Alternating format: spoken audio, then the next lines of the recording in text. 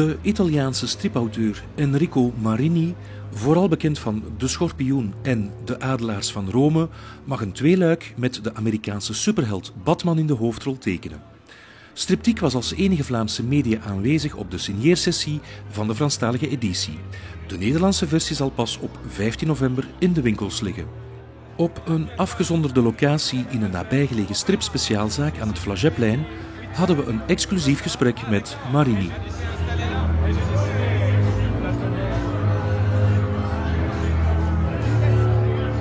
Je suis italien. Oui. J'habite en Suisse. Je suis donc un Européen en Suisse. Mais je travaille, oui, pour la Belgique, pour la France. Je travaille surtout pour le marché franco-belge. Donc oui, c'est chouette. C'est chouette. C'est un miracle que les Américains viennent me chercher. Ils savent pas ce qu'ils font. Comment les contacts sont faits avec DC Comics? Les contacts sont faits par Dargo, en fait. C'est pour ça. Donc l'éditeur de Dargo était en contact avec les Américains. Jim Lee connaissait un peu mon travail.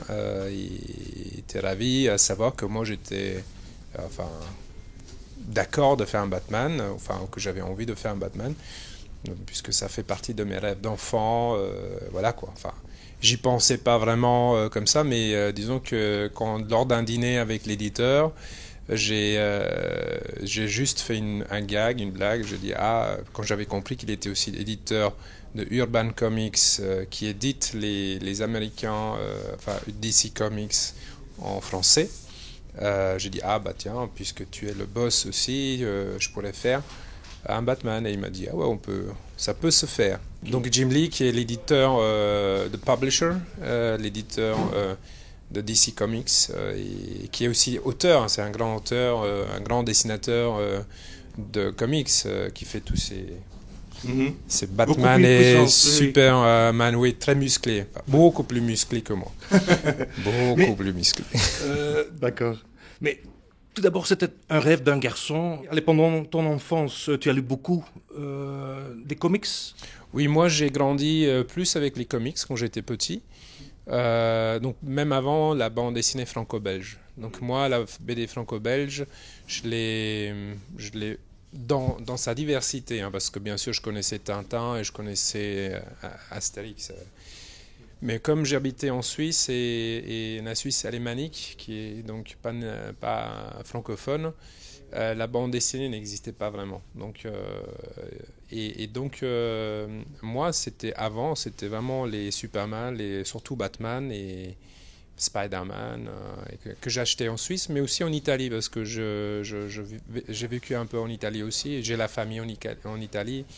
Et donc là, j'achetais ce qu'il y avait en comics et en fumetti. Et après, c'est venu la bande dessinée. C'était à l'âge de 12-13 ans. C'est là où j'ai connu Bilal, Druyer, Möbius, Chiesa, les autres, quoi. Et après aussi le manga. Et maintenant, Marini passe aussi dans ce rayon. J'espère qu'il me garde un peu. Un petit peu. Mais tout à fait, on a eu tellement confiance à vous, au point de vous laisser utiliser un style graphique à l'européenne. On a vous donné carte blanche. Oui, c'est ça. Incroyable. Ouais, c'est fou. Ils savent pas ce qu'ils font. Moi, je sais pas. Mais comme idée, ils sont fous. Non, mais c'est eux. Ils m'ont dit en fait que il fallait pas que j'imite des comics, que je dessine comme eux avec leur technique. Ils aimaient bien, ils avaient vu en fait les aigles de Rome, ils avaient vu le scorpion, ils connaissaient Rapace. Ils ont dit on aimerait bien avoir ça, ce genre de style, cette technique, c'est ça. Et moi j'ai dit ok, moi ça me va très bien parce que comme ça moi je peux continuer à faire ce que j'ai envie de faire. Et moi, j'ai dit, par contre, moi j'aimerais bien raconter mon histoire.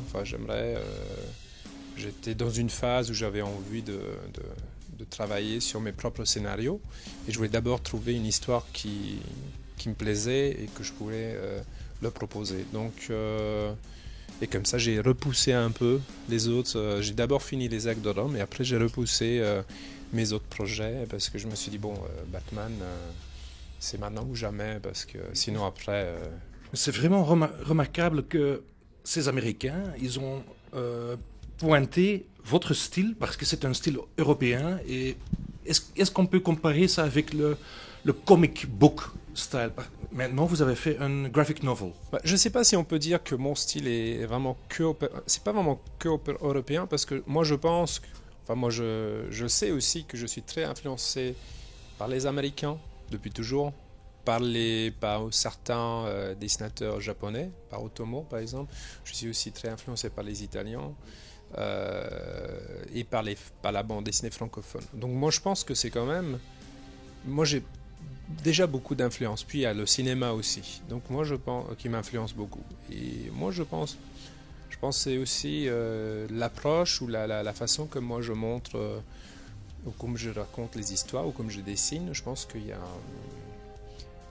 les influences viennent un peu de partout, mais c'est pas purement américain, ça c'est vrai.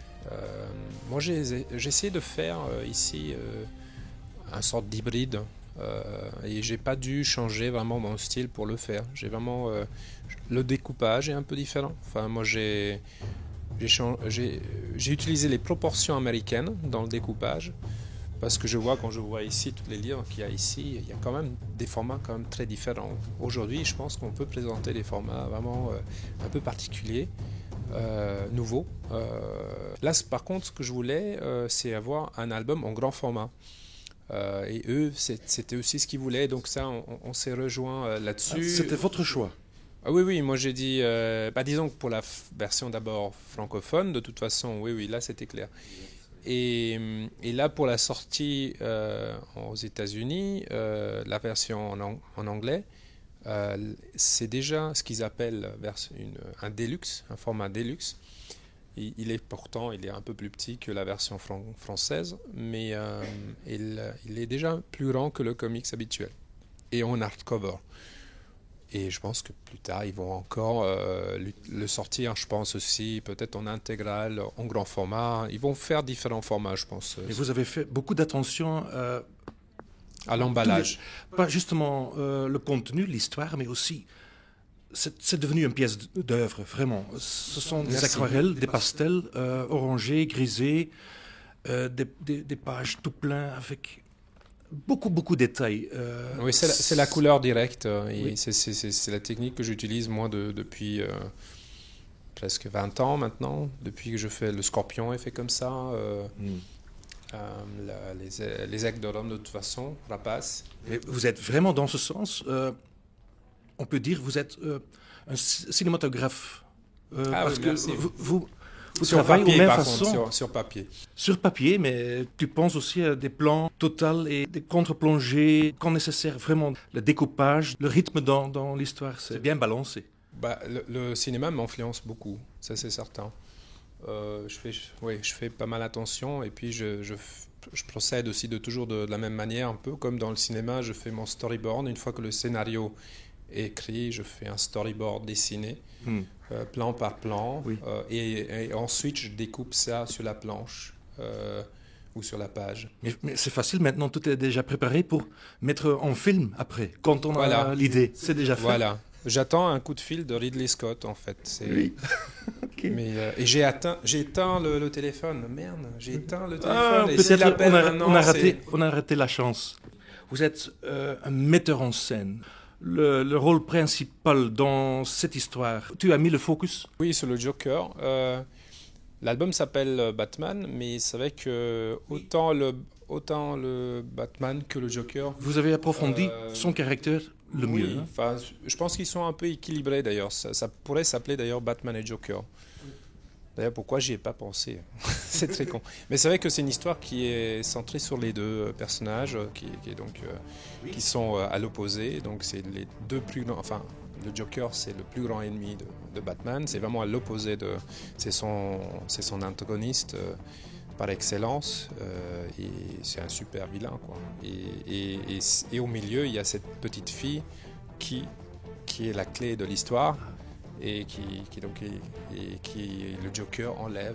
Donc Alina, la petite gamine qui est censée être la fille de Batman. On peut déjà Oh, spoiler. Spoiler. Oh my god.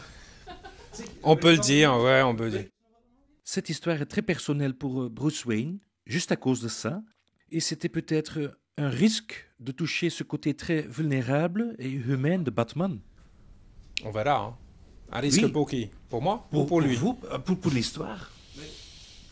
Non, non, parce que lui, quand même, il reste le personnage qu'on connaît. C'est-à-dire, c'est quand même... De toute façon, c'est pas un personnage a priori, comment dire, jouissif ou marrant ou rigolo. Enfin, il est pas tellement sympathique à première vue comme ça. Il parle pas beaucoup parce qu'il est, comment dire, ouais, il veut surtout combattre le crime. Il essaye suite à un traumatisme qu'il a vécu dans sa enfance, il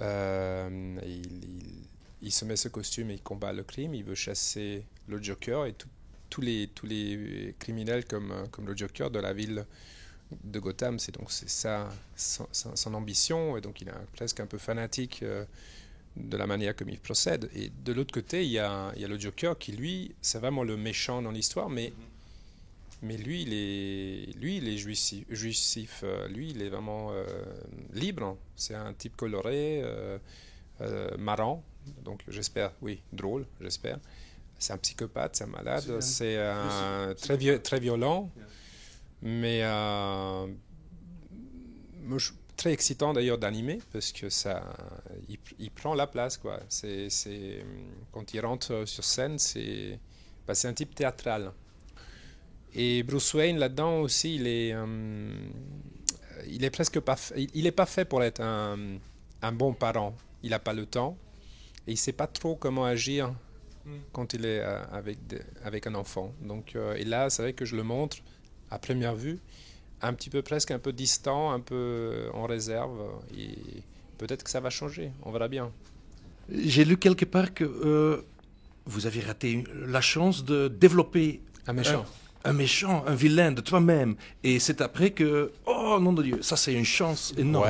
Ouais, disons que oui, le scénario était déjà écrit, et donc c'est vrai que quand Jim Lee m'a communiqué en fait que je pouvais inventer un nouveau super vilain, j'ai dit bah ouais, merde, fallait me le dire avant.